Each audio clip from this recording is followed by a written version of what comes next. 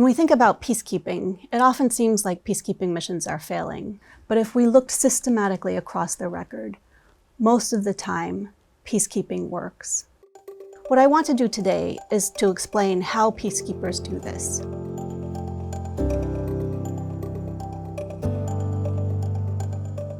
We have 16 peer-reviewed studies right now that all show the same thing. Peacekeepers save lives. They reduce the likelihood that civil wars will recur. They also help to achieve peace agreements. Where there's a promise of peacekeepers, we are more likely to see a peace agreement, and peace agreements that stick. If we look at the completed missions since the end of the Cold War, 2/3 of the time, peacekeepers have been successful at implementing their mandates and departing. That's not to say that in all of those cases, everything is perfect in the countries, but it is to say that they're no longer at war. This idea of using troops from lots of different countries, not to fight and win wars, but to help to keep the peace, was born during the peace negotiations in the Middle East in 1948. This idea was an innovation in human history. One of the main creators of UN peacekeeping is Dr. Ralph Bunche. Ralph Bunche was an American diplomat. For his work at the United Nations, he won the Nobel Peace Prize in 1950.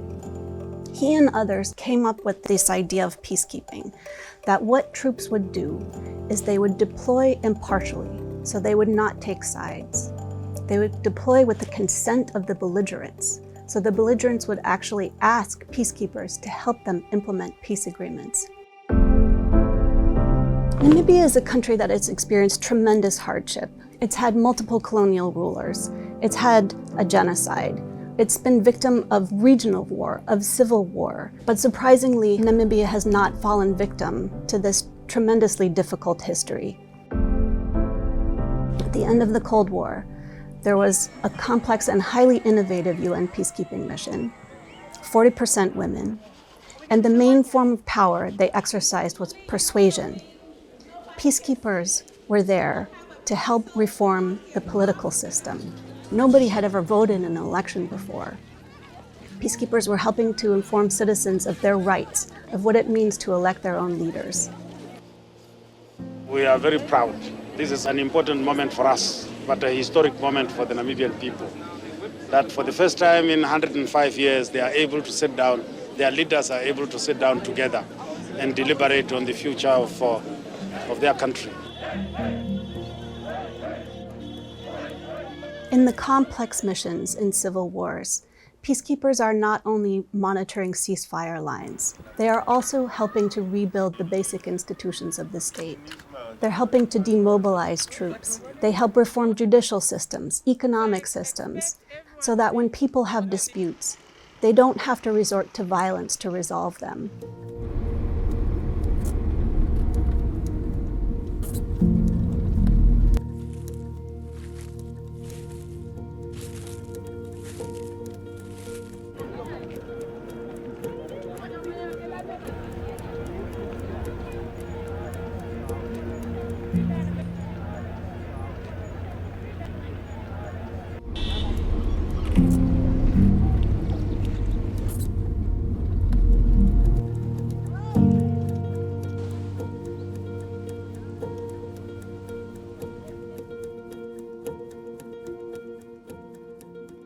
We know that there is a problem of sexual exploitation and abuse in peacekeeping.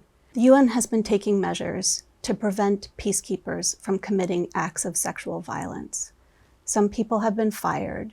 Entire battalions have been sent home.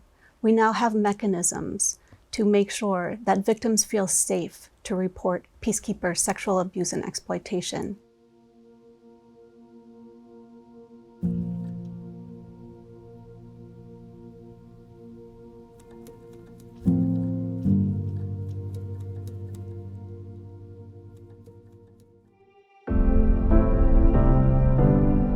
If we look at Lebanon as another example, the primary form of power that peacekeepers exercise and continue to exercise today is inducement. On one side of the border, we have the Israeli Defense Forces. On the other side of the blue line, we have Hezbollah and other armed actors. And in the midst of all this, we have thousands of UN peacekeepers.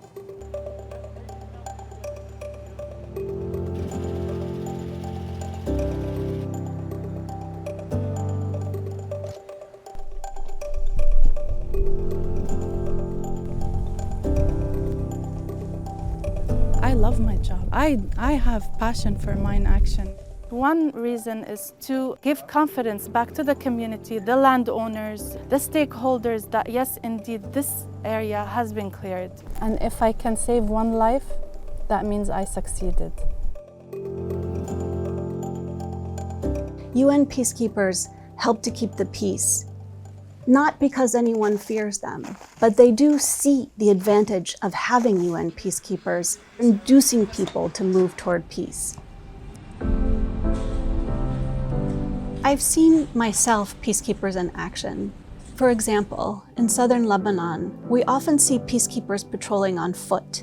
They walk around the local communities. They visit the markets. They talk to people. They'll talk to the Imam. They'll talk to other local leaders. They'll set up a medical clinic or provide dentistry services. They also provide a lot of employment in southern Lebanon.